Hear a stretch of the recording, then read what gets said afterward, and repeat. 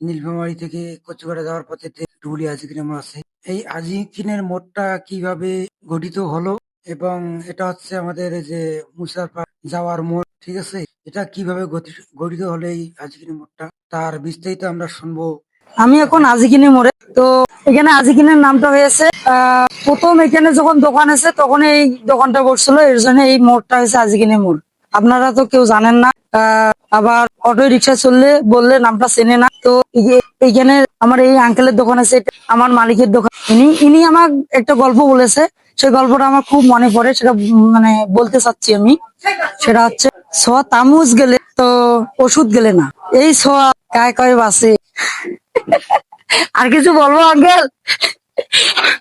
আপনি বলি পাইছি না, হাসি বেড়াইছে। না, আপনি বললে ভালো হয়। এই ছোঁয়া কায় কয় বাসে, আঙ্কেল আপনি বলেন তো বিষয়টা।